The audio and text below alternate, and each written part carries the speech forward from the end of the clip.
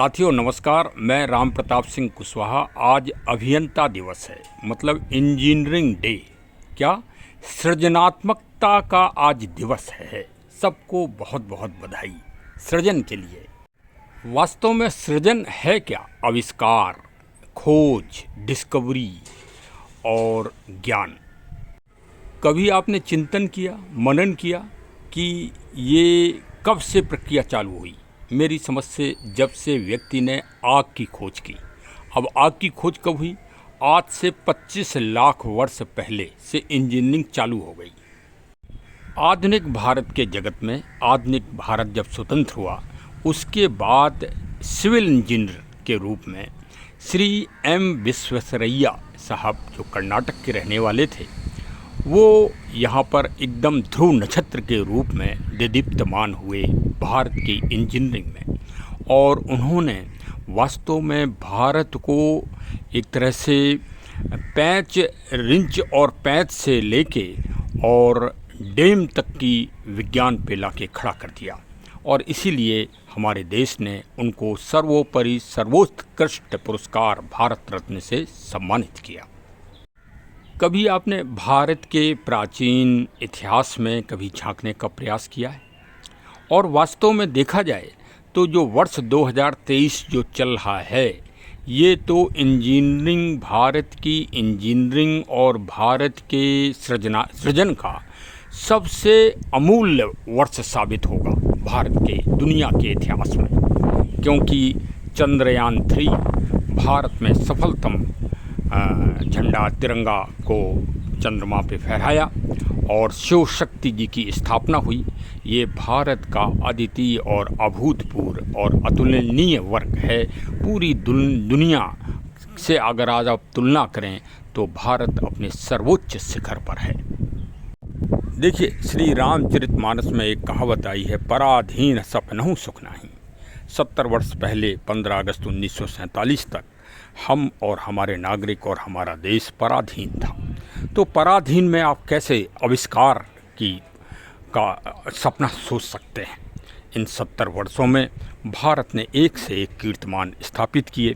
L Aditya 1 अभी भारत का प्रचंड रूप से सूर्य की परिक्रमा का प्रारंभ करने जा रहा है, जो भी अपने आप में एक रिकॉर्ड होगा। ये वास्तव में सृजन है, इसी को इंजीनियरिंग कहते हैं।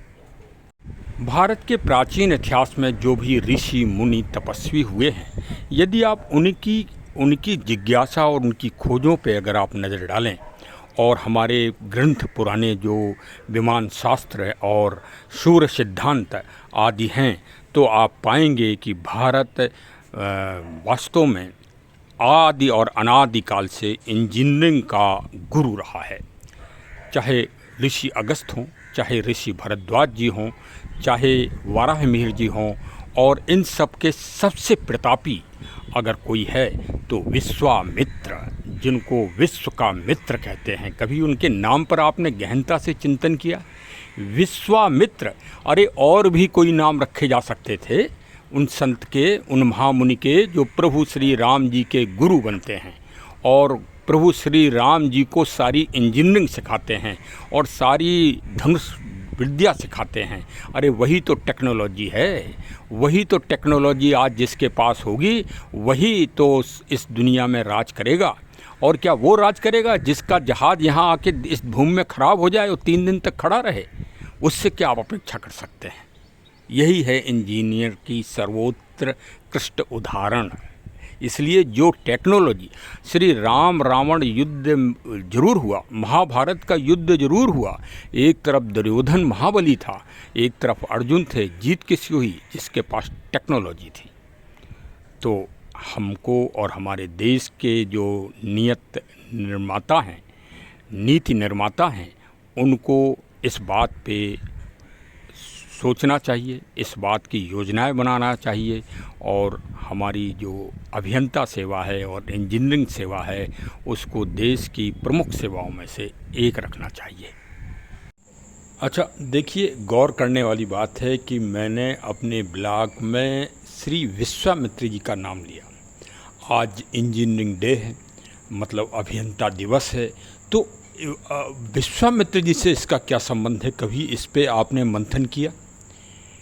वास्तव में अगर आप पाएंगे, देखिए पूरे दुनिया के साहित्य को, प्राचीन साहित्य को किसी ने रोका नहीं था कि आप जो है अपने जो पूर्वज हैं उनके बारे में वैज्ञानिकता का आधार न रखें। लेकिन भारतीय साहित्य और भारतीय ग्रंथ कोई भी ऐसा नहीं मिलेगा, चाहे श्री रामचरितमानस हो, चाहे वेद हो, चाहे पुराण हो, चाहे महाभारत युद्ध का वर्णन है, लेकिन उसमें भी आपको वैज्ञानिकता, टेक्नोलॉजी और इंजीनियरिंग, आपको सब चीज़ मिलेगी। और उस दृष्टि से अगर आप देखें तो दुनिया के सबसे बड़े वैज्ञानिक श्री विश्वामित्र जी हैं, जो मानव अभी सोच नहीं पाया वो उन्होंने कार्य किए हैं, और वास्तव में वो कार्य आज इस ब्रह्मांड में या इस खगोलीय दुनिया में मौजूद भी हैं। अब एक मान्यता है कि प्रभु श्री राम जी के वंश में एक त्रिशंकु राजा हुए थे, जिनको वशिष्ठ जी के पुत्रों ने श्राप दे दिया था कि वो जो है मतलब उनको दरिद्रता व्याप्त रहेगी या इस तरह से। तो वो विश्वामित्र जी की शरण में आ गए।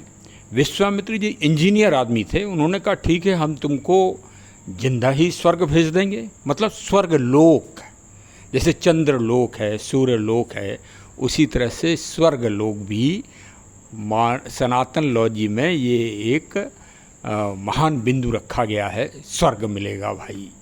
तो स्वर्ग लोक है ना, वही तो मिलता है पुण्य के द्वारा। जब आदमी पुण्य कार्य करता है तो माना जाता है कि स्वर्ग मिलेगा। और साहब अब उस समय कोई उपग्रह या सैटेलाइट तो था नहीं, जो कुछ भी रहा हो, खैर उन्होंने भेजा, लेकिन कुछ त्रुटि हो गई और उसके कारण जो स्वर्ग के आधिपत्य इंद्र जी थे उन्होंने उनको स्वीकार नहीं किया।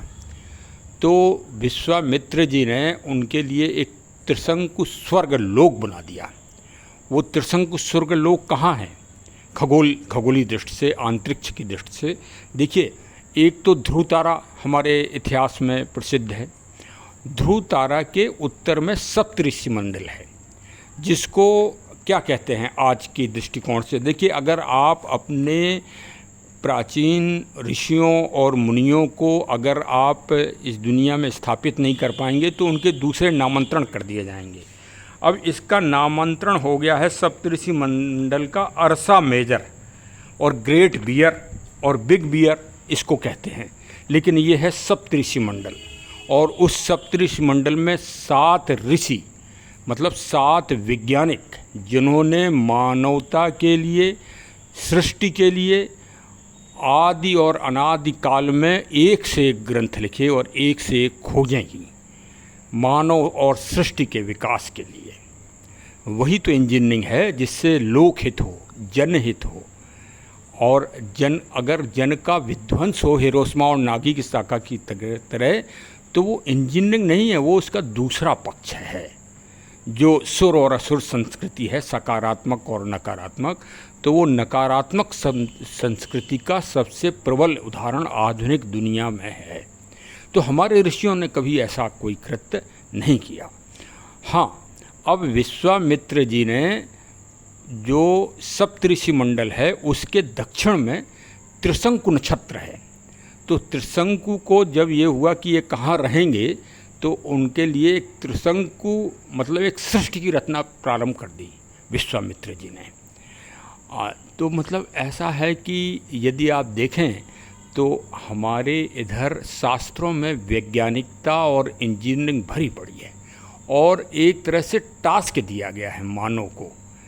जैसे टास्क दिए जाते हैं, पुलिस बल में दिए जाते हैं, सेना में दिए जाते हैं, हर विभागों में टास्क दिए जाते हैं कि ये टास्क आपको पूरा करना है। जैसे अभी इसरो को टास्क दिए गए होंगे भाई कि चंद्रयान, आपको आदित्य L1 का सफलतम प्रयोग करना है और चंद्रयान बनाकर भेजना है चंद्रमा में। तो टास्क पूरा हुआ ना 23 तारीख को, 23 अगस्त को। अगस्त में भारत में हमेशा नए कार्य होते हैं, और अगस्त का माह जो है वास्तव में वो अगस्त ऋषि के ऊपर है। नकल कोई कुछ भी कर ले, लेकिन अगस्त ऋषि विज्ञानकों में सर्वश्रेष्ठ हैं, इसीलिए सप्तऋषि मंडल में अगस्त ऋषि को सबसे ऊंचा दर्जा दिया गया है। 7 ऋषि हैं सप्तऋषि मंडल में, जिसको बिग बियर आज की भाषा में कहते हैं अंग्रेज साहिबान, हमारे पाश्चात्य जगत के वैज्ञानिक, और कोई नाम ही नहीं मिला उनको। अर्सा मेजर नाम दिया गया है। तो भाई सप्तऋषि मंडल आज से याद कर लो, आज इस वैज्ञानिक दिवस में, आज इस इंजीनियरिंग दिवस में, कि उसमें जो 7 ऋषि हैं वो ऋषि वास्तव में महान वैज्ञानिक हैं भारत के। और देखिए, भारत का विज्ञान सिर्फ ऐसे ही नहीं हुआ कि सिर्फ इंजीनियरिंग और विमान वो बना दिया, विमान शास्त्र और सूर्य सिद्धांत बना दिया, नहीं, हमारे इधर मेडिको लीगल विज्ञान में भी महानतम कार्य हुए, जिसके जनक सुश्रुत हैं, जिन्होंने सबसे पहले जो है सर्जरी का काम किया। प्लास्टिक सर्जरी जो आज चल रही है, ये कार्य ईसा से 300 साल पहले सुश्रुत जी ने कर दिया था। फिर चरक जी भी हुए, चरक जी ने पूरा आयुर्वेद का वो किया। तो इस तरह से एक लोकहित के लिए समर्पित रहे हैं, और वही लोकहित की परंपरा आज भी भारत के वैज्ञानिकों में चल रही है। हमारी सरकारों को चाहिए कि वैज्ञानिकों को, जैसे हमारे ऋषियों को, सप्तऋषियों को महान स्थान दिया गया और उनको सप्तऋषि मंडल एक स्थापित किया गया इस ब्रह्मांड में, उसी तरह से हमारे वैज्ञानिकों को भारत सरकार के द्वारा एक महानतम पदों से, पुरस्कारों से सृजित किया जाना चाहिए उनको, जिससे उनमें गौरव बढ़े, उनमें सम्मान बढ़े और उनमें लोकहित की और देश हित की भावना कूट कूट कर बढ़ जाए और वो सफलता के चरम बिंदु पर पहुँचें और भारत को पूरी दुनिया में आच्छादित कर दें और देश का नाम ऊंचा कर दें। चलिए, आज अभियंता दिवस, इंजीनियरिंग दिवस पर सभी नवयुवक इंजीनियर साहिबानों को और भाई जो पुराने साथीगण हैं उन सभी को बहुत बहुत बधाई और शुभकामनाएं कि देश उनके कार्यों से सफलतम बिंदु पर पहुंचे और समाज का विकास हो। जय हिंद, जय हिंद। हाँ भाई, हमारे चैनल को सब्सक्राइब जरूर कर दीजिए। देखिए, थोड़ा सा बेल आइकन की बटन, वो भी तो इंजीनियरिंग है। जो देखिए, ये भी जो हम बोल रहे हैं, यूट्यूब वगैरह भी, ये भी इंजीनियरिंग का ही पर्याय है। कितना विकास हुआ है आज इंटरनेट के माध्यम से। ये भी एक आधुनिक काल में जो सपना सोचा करते थे वो आज साकार हो गया। तो अब आप बेल आइकन की बटन भी दबा दें, जिससे हमारे नोटिफिकेशन तुरंत आपके पास पहुंचे। हमारा चैनल विशेषकर प्रकृति, पर्यावरण और जलवायु संरक्षण व संवर्धन के लिए विशेष ब्लॉग बनाता है, सामयिक घटनाओं के। तो आप ज़रूर सुन के ज्ञान प्राप्त करें और आनंद प्राप्त करें। बहुत बहुत धन्यवाद। Thank you.